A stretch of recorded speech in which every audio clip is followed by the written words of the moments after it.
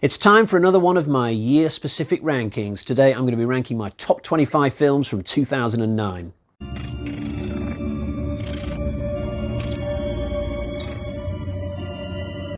So I've actually seen 29 films from this particular year, but as has been my tradition throughout this series, I'm only going to be ranking my top 25.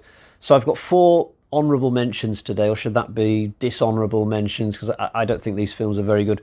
One of them is the Star Trek reboot from 2009. Another one is the Friday the 13th reboot from 2009.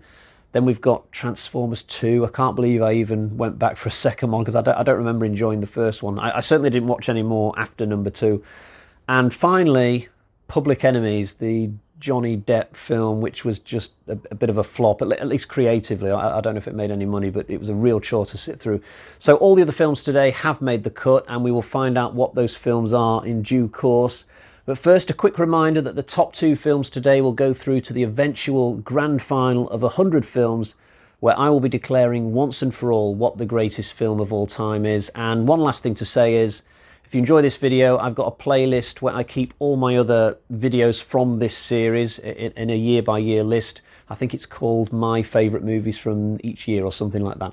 Right, let's crack on with it, and we'll start with the film that I consider to be my 25th favourite from 2009.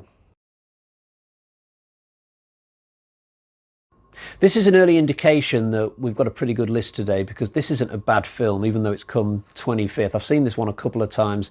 This was the 4th Fast and the Furious film, and this was the one where they brought Vin Diesel and Paul Walker back together again for the first time since the original. So you could look at it as the start of the new Fast and the Furious era, where the budgets went up and the stories went more global and there were more high-octane stunts. Although all of that stuff didn't properly begin until the 5th film, really. This 4th one, it was more about just getting everybody back together again. So we've got this fairly gentle crime caper story with the odd race here and there, and I think Gal Gadot turns up at some point, but I would call it one of the more lackluster entries. I don't think it would really get into anybody's top 5. But this is a good start today. I mean, when I did my 2008 rankings, I think I was still talking about bad movies all the way up to like number 19 or something. This is one I mini-reviewed on one of my videos recently. So it's a sci-fi film. It's about a world where Earth has completely gone to shit and the only humans left alive are on this spaceship, but there just happens to be aliens on board as well. It's nothing like aliens, by the way, a completely different type of creature that you get in this. But it really struggles to get going, this film. I was totally bored in the first hour. It's not that it's slow. I mean, there is action happening. It just looks really badly thrown together and the sets aren't very good. But the film does improve in its second half somehow. I think mainly because there are a few plot twists in the second half which keep the story interesting, but on the whole, not destined to be one of my favourite sci-fi films, it's got to be said. I probably won't ever go back to this one, but it's all right. You might get something out of it.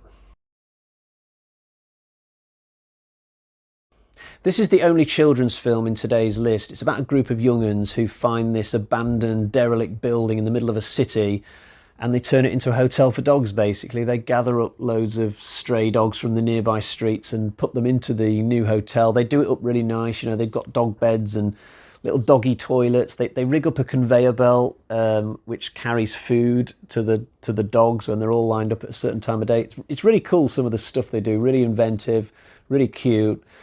There are complications that arise, so I think the city are trying to close them down, maybe. I think there might be a dog pound van driving around the nearby streets trying to catch dogs. They've got to watch out for that. But this being a kids' film, you know they will prevail in the end. I can't recommend this one highly enough if you have kids, and I especially recommend it if you have kids who love dogs, or just kids who love animals.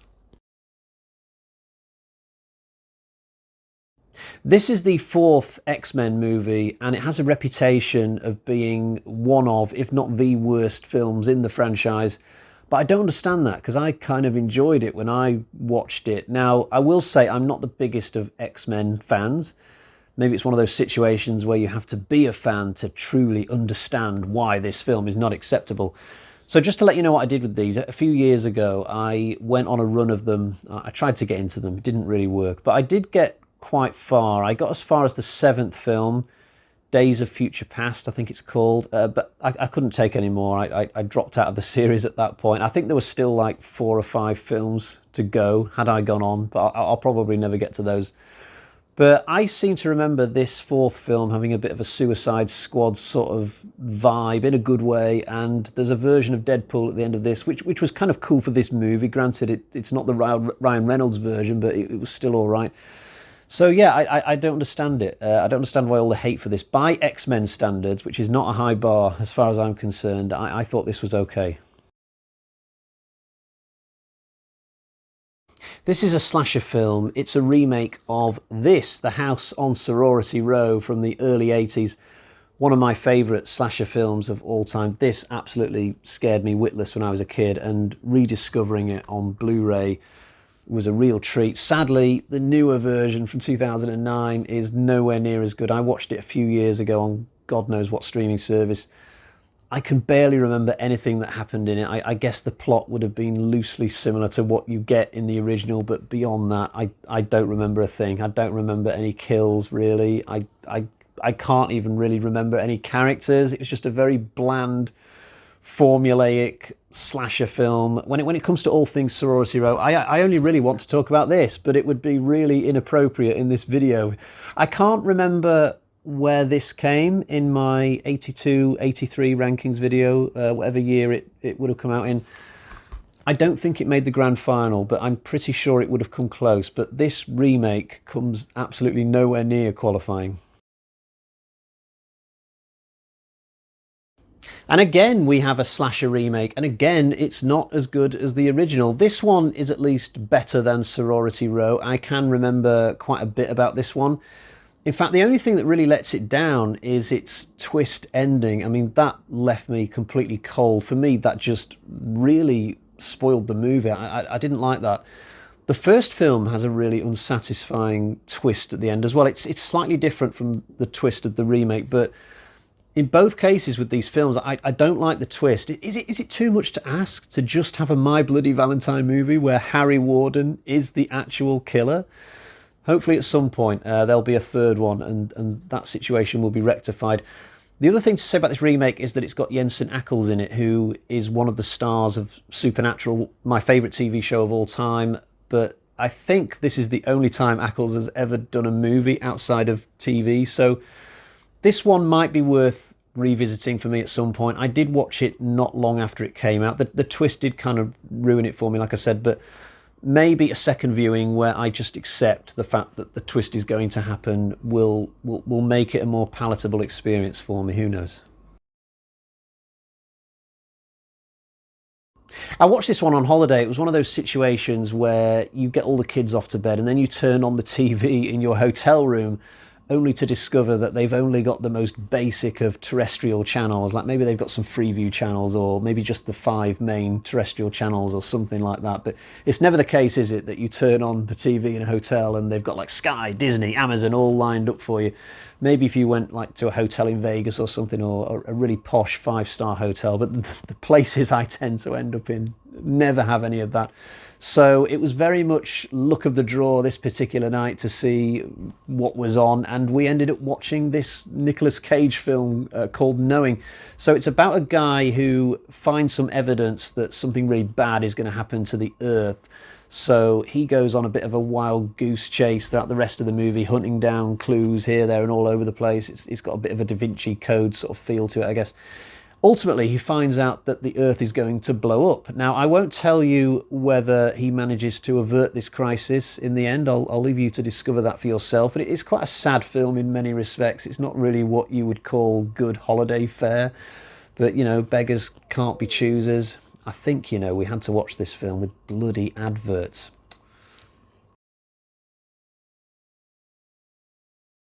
So this is the second of the Robert Langdon movies. The first one was The Da Vinci Code, then there was this one, and then the third one was Inferno.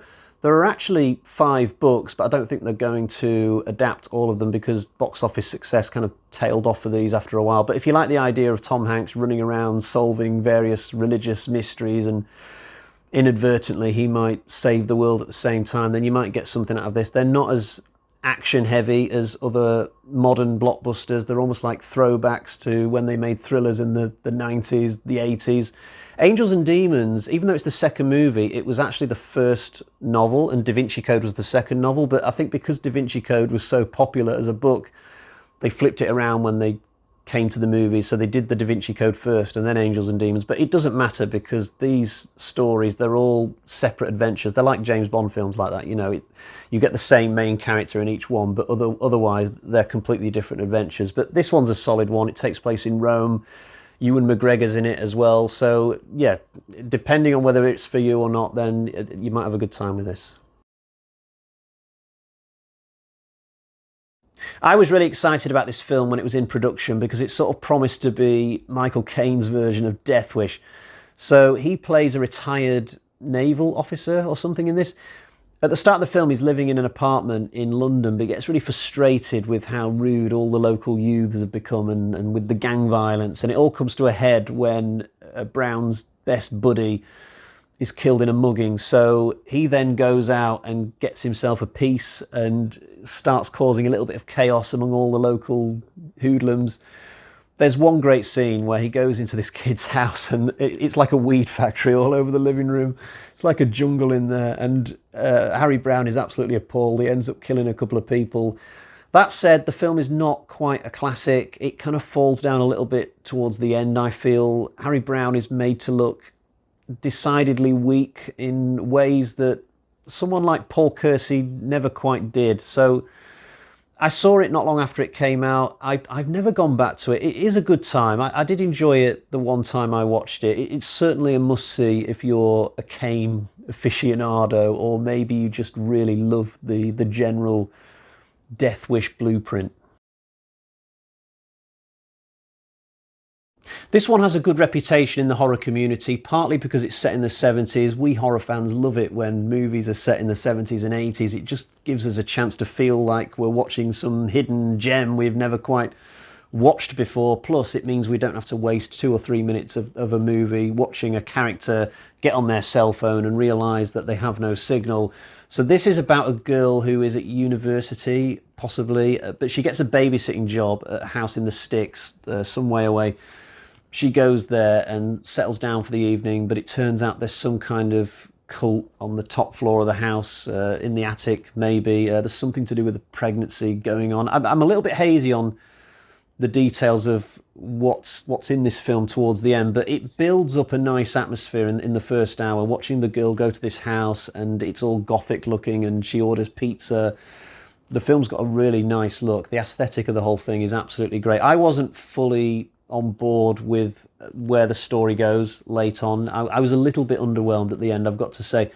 I think I talked about this movie in one of my mini reviews videos, maybe, and I think I might have given it something like 2.5 out of 5, but I suspect that's on the low end for most people. I think a lot of other horror fans will maybe like it more than me. It just wasn't quite for me, but I certainly respect the way the film was made because it looks really good and it's got a few good things in it. This is my second favourite Saw film, and it's still only come 15th today. That shows you just how far I've mentally drifted away from this series in recent years, mainly because of how bad Spiral was, I've got to say. Now, at the time of me doing this video, they've only just announced that Saw 10 is going to be made. It's going to come out next year in October of 2023. I like the fact that they're calling it Saw 10 and not Spiral 2. It gives me hope that they're going to go back to the proper storyline, maybe even bring Hoffman back, which would be awesome, and stay far away from Chris Rock and his police station. I really don't want to go back there. This series badly needs a good film at this point because 2 of the last 3 have been absolute garbage. But getting back to Saw 6, the fact that this was so good and it was the 6th one, I mean, that was really impressive. I mean, they blew it with 7, but this was fantastic when it came out. It centered around an insurance company and Jigsaw's need to kind of teach the manager of the insurance firm a few life lessons. It's got some great gore in it. The acid death towards the end is fantastic, and The scene on the carousel thing is one of the best in the entire franchise. So yeah, I really, really like Saw 6, and now that I'm talking about it and not just writing it down on paper, I kind of feel like I should have put it higher. So as has become traditional in this ranking series, we have a Final Destination film which has fallen into the 10th to 15th kind of area. I like these films, but none of them have ever like completely blown me away. But I think this is one of the better ones. In fact, I would call this my second favourite after number 3, which goes against the grain a little bit because I think a lot of people do rank this as their weakest, which I don't get that. I like the characters in this. I think there are some good kills. There are several good twists when you get towards the finale. All that stuff that happens in the cinema really messes with your mind, and then you get that final twist in the coffee shop and the cool visuals that lead us into the end credits. Some good music as well. So I like this film. I think it's really cool that they're coming back to do a 6th film. So just like Saw, this is a franchise which is about to get revived again. It's been a long time since we had a Final Destination movie. It's going to be interesting to see what the next one looks like. Unlike Saw, the next one is not going into cinemas, I believe. It's going to come out on some kind of streaming platform. The same thing is happening to this as what's happened to Texas Chainsaw Massacre. I just hope that they call it Final Destination 6 and not do the whole Scream thing and just call it Final Destination. That will piss me off, because there's one thing I don't like about the 4th film here. It's the fact that it doesn't have the number next to it. It's just The Final Destination, or is it Final Destination 3D? I get why they do that, but I don't like it. This is one that might have got into the top 10 today, but I just can't remember it very well. I saw it when it came out, but a lot of years have passed since then, and now my brain is just really foggy when it tries to remember it. In fact, just to do this clip, I had to go on Wiki beforehand and remind myself what happened. So a spaceship comes down with these aliens in it, and they're quite sickly and weak. So the government in South Africa, where this film is set, has to confine them to some slums. And I think we follow one particular alien who strikes up a friendship with some guy, and then they try and escape this place. Maybe, as you can tell, very, very foggy on it. I actually made a mistake to begin with and went on the wrong film on Wikipedia. I must have typed in the wrong number after District. I think I ended up on the page of District 13. But that was telling me all about some story in Paris about guys running around doing thief-related stuff, and people get shot. And I was thinking to myself, God, my memory of this film is even worse than I thought. I thought this was about like aliens in South Africa or something. But eventually I realised that I was on the wrong film and found my way to the right page. But yeah, I can't tell you that much about this, in all honesty, aside from the fact that I'm pretty certain in my own mind it's a really good little sci-fi film. I've got this one higher than my second favourite Saw film, which is quite telling. It was actually intended to be a Saw film, believe it or not. It was written by the same guy, or same pair of guys, who did a lot of the Saw stuff. And they wrote this originally as a kind of prequel for Jigsaw, but then halfway through pre-production, or halfway through the writing process, I don't know, they changed track and made it its own thing, its own franchise. If you don't know what it's about, it's about a thief who tries to rob this middle-class family in the middle of nowhere. He's been scoping this place out for quite some time. When he gets into the house late at night, he gets all the way to the safe, and then he realises that someone's beaten him to it. There's someone else in the house, but they're not there to rob the place. They're there to terrorise and torture the family. So the thief quickly realises that he can't get out of this place, because as he's been messing around with the safe and creeping into this room, the collector, as he's known, has been setting up all these booby traps all around the house, and yeah, nobody can get out now, the thief or the family, and we sort of go from there. But this villain is absolutely amazing. He's a brilliant creation. He's got a great look to him. This whole film's got a really special sort of atmosphere. I like the fact that the traps don't feel like Saw traps, that they feel like their own thing. They're almost like Home Alone type traps, but really vicious. So this was a really good starting point for this franchise. I use that word lightly because there's only been 2 films and no guarantee that there'll be a third. They did start to film one, but then COVID got in the way and it's sort of been cancelled now. These films were not big at the cinema. I think they both got cinematic releases, the Collector and The Collection, as the second one was known. But I think if they do come back to finish this trilogy off, they're going to have to do the streaming route possibly. Maybe they can get Shudder or Netflix to fund it or something so we can finally see how it ends. Because we deserve to see how it ends, you know.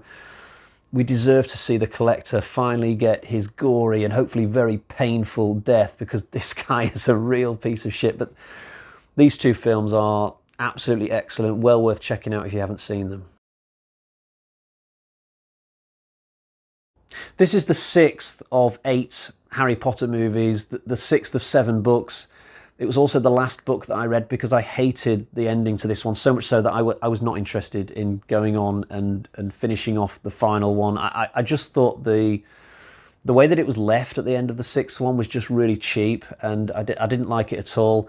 The movie, though, is a lot better. I think there was a big effort with this to make a good individual film and not just trot out another one and be really lazy about it. Visually, there's a lot of interesting stuff in this. It's a very dark film, but I seem to remember really enjoying it when I saw it at the cinema with my wife, much more so than when I read the book.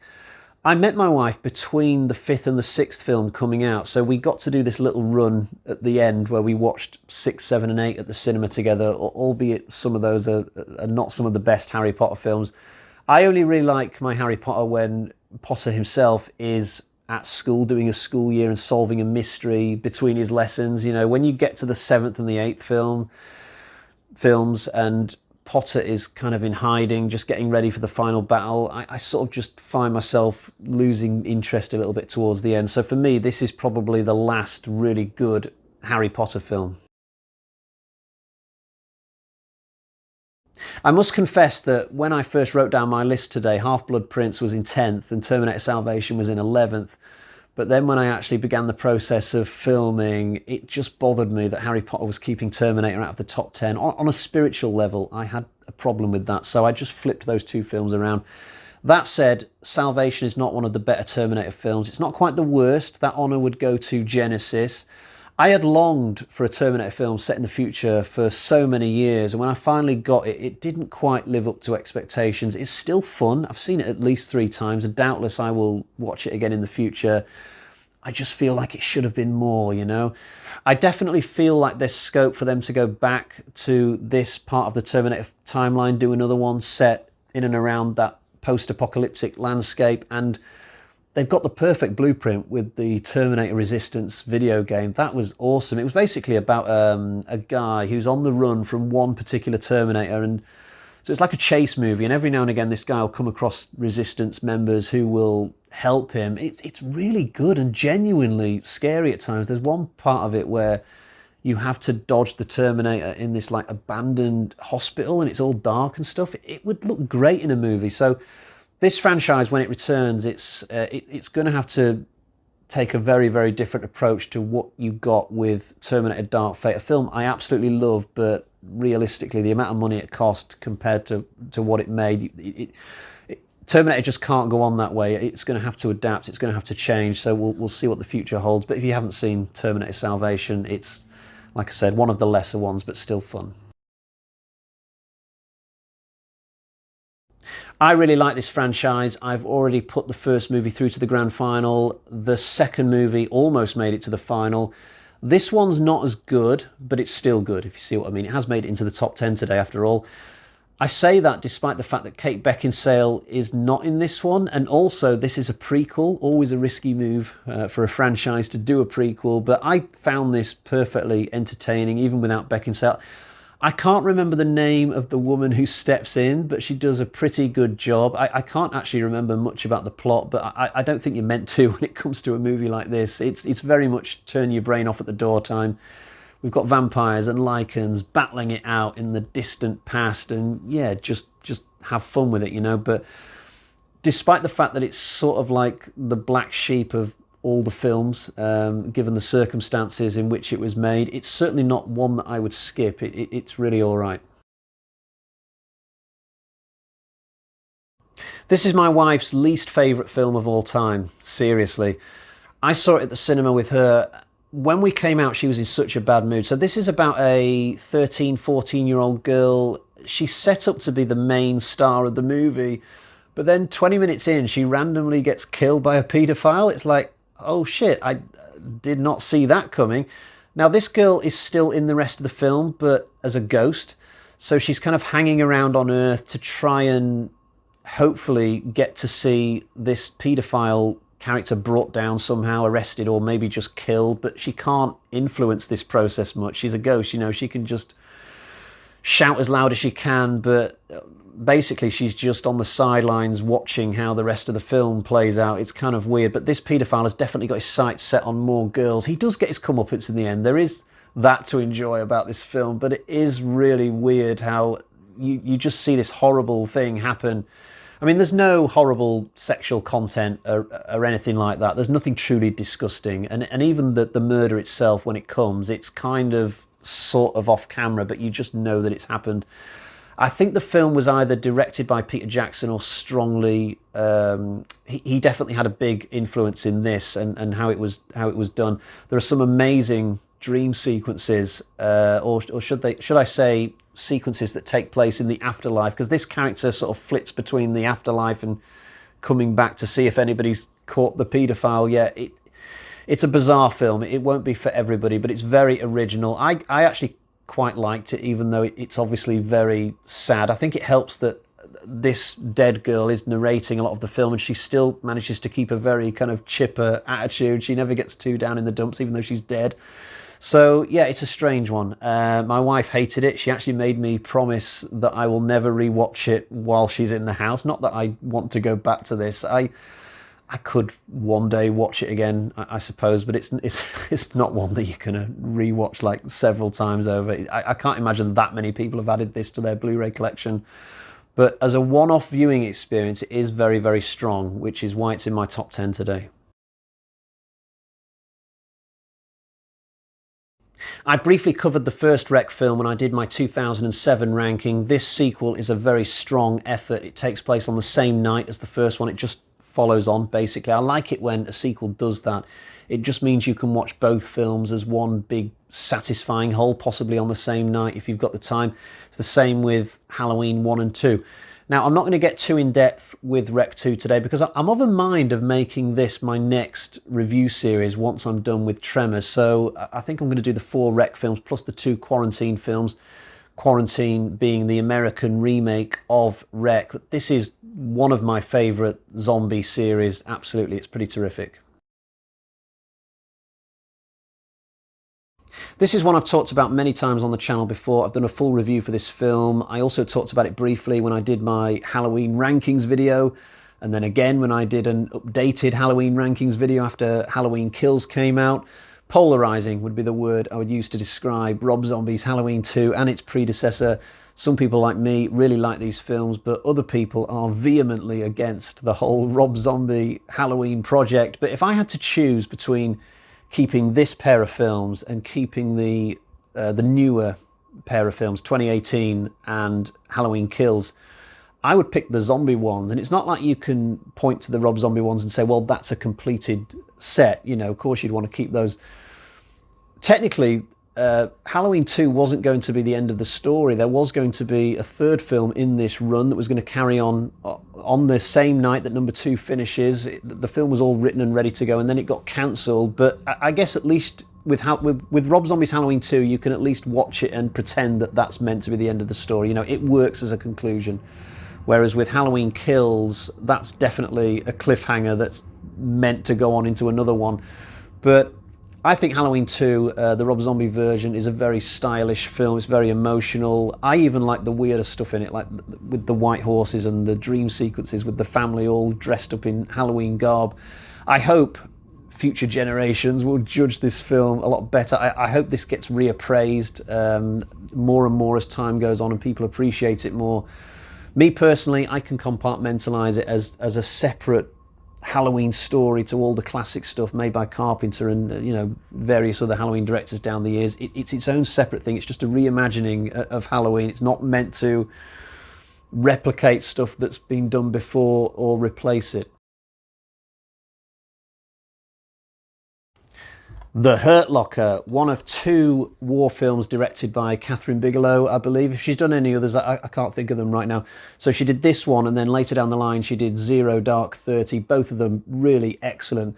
This one's about a bomb disposal expert in Iraq or Afghanistan, I can't remember which. But as you can imagine, with a profession like his, one mistake or one thing that goes wrong, and boom, that's the end of his life. So there's lots of tension in this film, in the various scenarios that play out involving devices that are found in the sand in and around this war zone.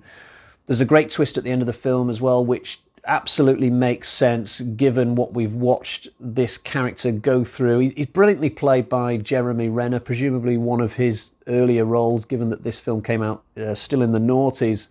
But yeah, it's a fantastic little war film, absolutely worth watching if you've not seen it. Another war film, my dad didn't really like this one, even though he generally really liked war films. He never quite got Tarantino, I don't think. He once told me that he tried to watch Inglourious Basterds, but he had to turn it off after 20 minutes. I guess the tone of it would have sort of confused him. But I like Tarantino. I've seen all of his films, and I got a real kick out of seeing him attempt to do something in this genre.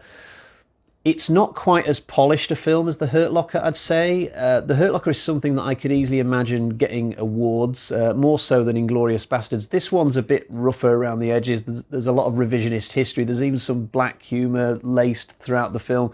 It's not like Tarantino's making light of what happened during World War II or anything like that. It's just his style of filmmaking shining through. But there are so many great scenes in this film, two in particular I'll never forget. Firstly, the opening scene in the movie where this German colonel type character, I can't remember his name, I think he's known as the Hangman, he goes into this French guy's house and slowly persuades him to give up the location of this Jewish family this guy's been hiding, and it turns out they're underneath the floorboards. Brilliantly written scene. And then later on in the film, there's also this scene where Michael Fassbender's secret agent character has to infiltrate this German pub, which is sort of set in like a cellar. But slowly this German officer starts to realise that Fassbender might not be all that he seems. And again, some great dialogue, and it all leads to a great little shootout at the end. So this film is a bit spotty in patches. It's a long film. Like I said, it's not quite as impeccable all the way through as The Hurt Locker, but I still really enjoy it. And I think when I did my Quentin Tarantino rankings video a while ago, I think I put this roughly halfway up, or maybe just slightly higher than halfway. So this is the film today which only just misses out on the grand final, and I'm very sad about that because I'm a big Avatar fan. I was right there in the cinema when this came out, had the 3D glasses on and everything, absolutely loved it. I went out and bought a DVD copy not long after that came out. I should probably upgrade that actually. I bet this film looks terrific in 4K. At some point over the years, this film has attracted a lot of negative attention online. People seem to really diss this film on like Facebook groups and movie forums and things. I don't understand that at all. It's like the film is sort of resented for being successful. I don't like Frozen, another very successful film. It doesn't mean I have to slag it off every 5 minutes. If people like it, just go and watch it, you know. We've had to wait a long time for Avatar 2, 13 years, but finally, I believe it's coming out, touch wood, this year, just before Christmas. I'm sure James Cameron has something special up his sleeve for the second film, given how long it's been in production. He is hoping. But yeah, it's a shame that I'm not able to put it through to my grand final of 100 films. In another rankings from this series, I think Avatar might well have gotten into the top two. It just so happens it came out in a year where there are just two films that I would put ahead of it. Speaking of which, let's now get to those, and we'll start with the film in second place. It was very, very close between Moon and Avatar. It was the only big dilemma I had today, really. I mean, there's something on the line when you're deciding between third and second. When I'm deciding between Harry Potter and Terminator, when it comes to 10th and 11th, it doesn't really matter too much. Moon is another sci-fi film, but it's a very different beast from Avatar. You know, Avatar is like this big, gigantic blockbuster, and Moon is a much more moderately budgeted thing that a lot of people might not have even heard of. But given that I was so down the middle on these two, I've gone with the underdog. I think Moon maybe just needs the acclaim more than Avatar, but still very, very sad that Avatar hasn't gone through. So if you don't know what Moon is about, it's about this guy who works on the moon. Yeah, shock horror. This is a film called Moon that takes place on the moon. It's not about some guy down Peterborough High Street pulling moonies and that's causing problems between him and his girlfriend. No, this takes place on the moon. This guy is part of some kind of ore refining operation or something, but it's just him. It's a one-man setup. He's got some company in the form of this AI robot that talks to him, keeps him company, gives him advice if he needs it. But the story really gets going when this guy finds a clone of himself in one of the lower rooms of the little space station that he's living out of. I won't go on any further than that because you should discover the story for yourself, but it's very clever. It's not an easy one to predict in terms of where it's going. I remember when I watched this for the first time, about halfway through, I thought to myself, I know what they're doing with this. I know where they're taking me. I thought I was a bit of a clever clogs, but it turns out I was completely wrong. So yeah, Moon is really cool. Here is my DVD copy of it. It's got Sam Rockwell in the main lead. You might remember him from Iron Man 2. He played Arnie Hammer. Yeah, really, really top film, and it's going through to the grand final. But let's find out which film even managed to beat Moon.